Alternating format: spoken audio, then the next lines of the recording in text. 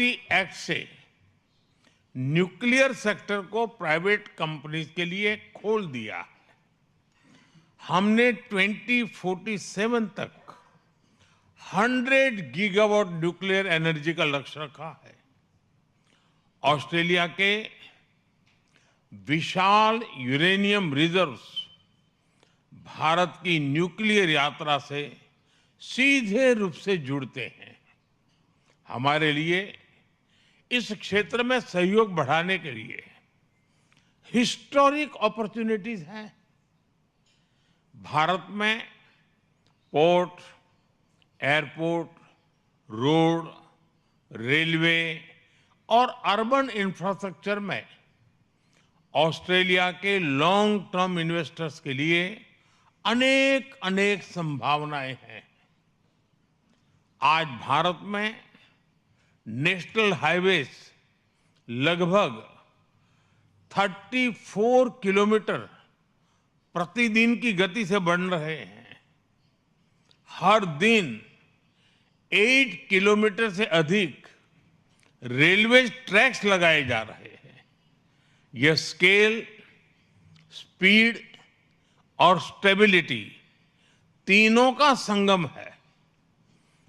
Steel sector में हम पहले से मजबूत सहयोगी रहे हैं।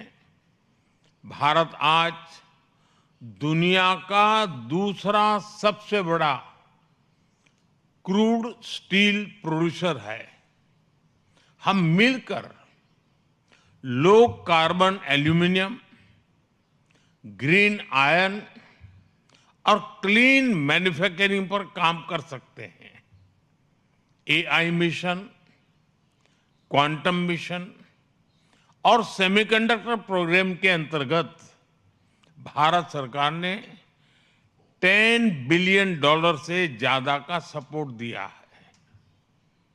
हम data centre, AI, quantum, semiconductor और डिजिटल पब्लिक इंफ्रास्ट्रक्चर के क्षेत्र में मिलकर ग्लोबल सॉल्यूशंस तैयार कर सकते हैं।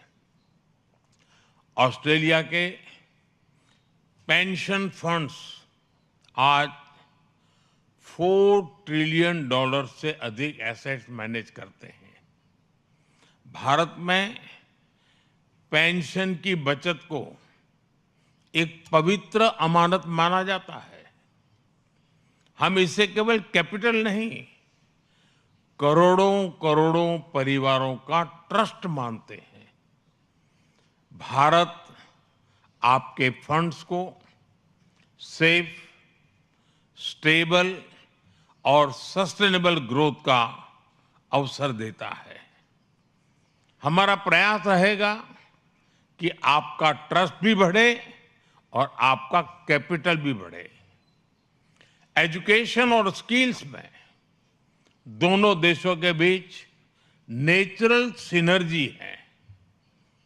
डिकिन यूनिवर्सिटी और वुलंगडोंग यूनिवर्सिटी ने गिफ्ट सिटी में कैंपस खोलकर एक नया अध्याय शुरू किया है। यह भारत के प्रति उनके कॉन्फिडेंस का प्रतिबिंब है। हमारा साझा लक्ष्य होना चाहिए कि हम स्टूडेंट मोबिलिटी को टैलेंट पार्टनरशिप में बदले। फ्रेंड, इन सभी क्षेत्रों में आगे बढ़ने के लिए हमें एक और महत्वपूर्ण आयाम पर ध्यान देना होगा। हमारी पार्टनरशिप केवल दोनों राजधानियों या कुछ शहरों तक सीमित नहीं रहनी चाहिए। हमें हमारे राज्यों, छोटे बड़े शहरों, विश्वविद्यालयों, उद्योगों, सभी के स्टेक होल्डर्स बनाना होगा। वेस्टर्न ऑस्ट्रेलिया की क्रिटिकल मिनरल स्ट्रेंथ, उसको हम उड़ीसा और गुजरात की मैन्युफैक्चरिंग कैपेबिलिटी के साथ जोड़ सकते हैं।